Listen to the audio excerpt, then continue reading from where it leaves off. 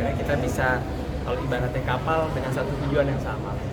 Kalau ibaratnya kapal, bukan satu kapal nakodanya pengen lurus, nanti penumpangnya pengen ke kiri, kan nggak nyambung jadinya. Itu yang ilmu seperti ini ya salah satunya ikhtiar kami untuk bisa menjalankan sebuah kegiatan atau tujuan hidup yang sama, yaitu dia quality time kita. Tapi menjaga 14 tahun pernikahan lebih jauh dari pernikahan sendiri, seperti apa sih mungkin dari kamu ada tips? Tips sama aja normal ya. Rumah tangga itu kan serunya kan bukan hanya baik-baiknya aja, serunya di saat lagi permasalahan itu ditutup titik keseruan dari sebuah rumah tangga. Karena keseruannya bukan ribut yang bikin seru, tapi di saat sebuah permasalahan itu terselesaikan dengan baik-baik, itu rasanya akan beda. Benar nggak? Rumah tangga nggak ada ibaratnya gonjang-ganjing, ibaratnya ombak, nggak ada ombak, flat aja. Manusia ini kan makhluk yang tidak pernah merasa cukup, dikasih nyaman, pengen ujian, kasih ujian pengen nyaman. Yang paling tepat adalah apa? Ya kita mengambil sebuah hikmah dengan apapun yang terjadi sama diri kita. Dan kedua, bersyukur. Itu aja poinnya. Tapi melihat teman-teman aku kan banyak yang pernikahannya cuma hanya singkat. Ya. Itu kamu ngeliatnya seperti apa sih? Ya bukan mengecilkan atau juga bukan membesarkan. Perceraian atau perpisahan rumah tangga juga kan bukan sesuatu yang nggak boleh, benar nggak? Ya, memang ya kondisi segala macam keadaan bisa membuat seperti itu, kita tidak pernah tahu, gitu kan? Tapi yang jelas ya kalau memang sudah terjadi ya itu qadarullah, takdirullah, ya kan? Nah, pada akhirnya ya mudah-mudahan dengan begitu ditingkatkan atau ditinggikan derajatnya kan, akan membuat kita menjadi lebih baik, bisa itu kira. Kalau kamu menanggapi sebuah permasalahan dengan istri seperti apa? Permasalahan dengan istri, menyikapinya ya biasa-biasa aja gitu, udah menjadi bumbu-bumbu dalam sebuah rumah tangga. Yang membedakan itu gimana kita menyelesaikannya sih. Menyelesaikannya mungkin sudah bisa menjadi satu yang Ya kalau boleh dikasih tips ya dari apa yang memang kami pelajari dan kami dapat nasihat ya. Ya sederhananya ya di agama sendiri kan sudah ada aturan dan tuntunan saat kita menyikapi sebuah permasalahan.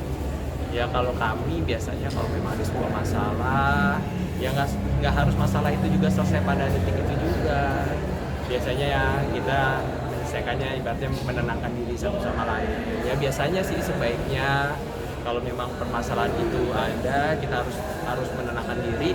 Ya sebaiknya memang berpisah dulu sebentar. Berpisah dalam arti bukan ya berpisah enggak, tapi si laki keluar dari kamar dulu, gitu kan. Keluar dari mungkin dari rumah kalau memang diharuskan. Fungsinya apa? Untuk menenangkan diri, gitu ya. Jadi biasanya kami kalau misalnya seperti itu, ya mungkin kalau perempuan lebih baik di rumah aja, lebih baik laki-lakinya yang keluar menenangkan diri, datang ke masjid, datang ke kajian itu. Soalnya kalau perempuan lagi masalah, perempuan yang keluar itu lebih bahaya. Karena perempuan itu kan perempuan itu lebih labil. Darinya kelemahan kelabilan itu dimanfaatkan sama orang-orang yang tidak bertanggung jawab, malah mengambil kesempatan. Nah di agama sendiri dianjurkan ya laki-lakinya yang keluar. Nah udah tenang baru duduk ya, masih tenang aja ngobrol, clear lah masalah. Insya Allah. Mudah-mudahan syaitonnya itu udah dijauhkan. Nah, makanya ya di saat keluar ya laki-lakinya juga bukan ke tempat-tempat yang membuat runyam masalah.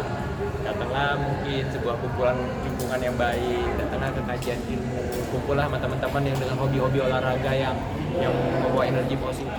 Insya Allah deh, segitu aja sederhana.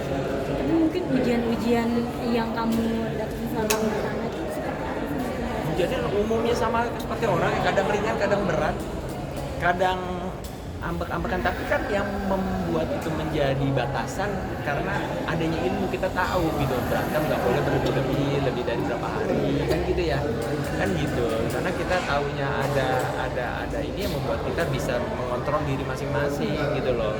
Ya kalau kita nggak punya pengetahuan gimana kita bisa mengontrol, jadinya semuanya asumsi semua, jadi semuanya apa menurut saya benar, menurut kamu benar kan gitu ya. Jadi ya makanya kita sebaiknya jangan pernah jauh dari namanya ilmu, jauh dari namanya guru. Guru itu kan luas ya orang-orang yang memang paham mengenai ini rumah tangga. Kamu bisa dengan menghadapi semua itu karena dengan kan tadi juga dengan ilmu yang kamu miliki gitu. Nah itu perubahan ketika kamu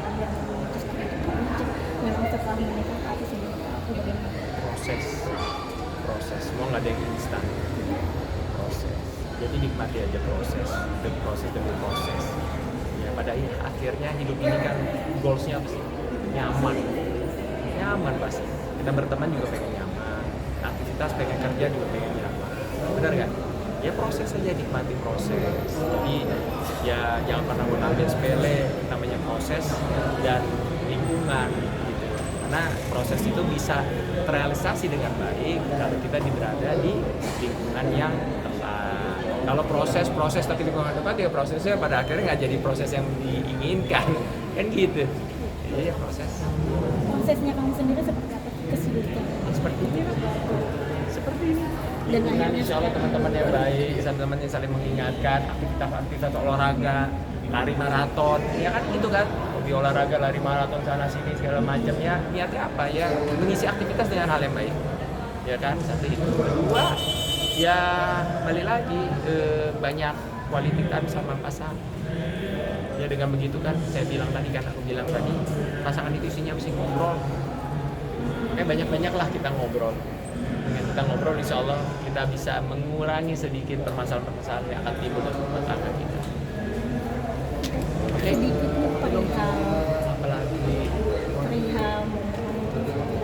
Menjadi salah satu bentuk yang terus diikhtiarkan sampai sekarang atau bagaimana? ikhtiar pasti. Manusia harus ikhtiar sampai titik akhir aduh, manusia itu banyak kan. Iya. Tapi kita nggak tahu kan Allah mentakdirkan seperti apa. Apakah hidup kita cuma ditujukan untuk itu? Apakah tidak ada hal-hal lain buat diri kita lebih bisa bermanfaat? Kan enggak juga. Banyak hal yang bisa membuat diri kita lebih bermanfaat. Asalkan kita berpikir banyak di luar sana yang butuh perhatian dan kepedulian kita. Banyak luar anak-anaknya. Kalau bisa ya anak-anak di Gaza saya bawa sini. Karena gitu ya. Berapa banyak anak-anak sekarang kehilangan orang tuanya, berapa anak sekarang yang terlantar, kan gitu ya. Jadi ya hidup itu kadang-kadang juga nggak boleh juga ego dalam apa yang memang kita inginkan itu harus terjadi. Lebih baik keinginan kita ibaratnya diri Allah, apa memang kita bawa itu keinginan Allah itu udah pasti baik. Tapi kan kita kan belum tentu baik. Jadi kalau bicara itu doa ya, mudah-mudahan kita dikabulkan segala doa-doa kita yang memang kau ridho. Sama-sama. Boleh nggak kayak tes pengetahuan tentang Islam, jadi kayak tebak-tebakan gitu challenge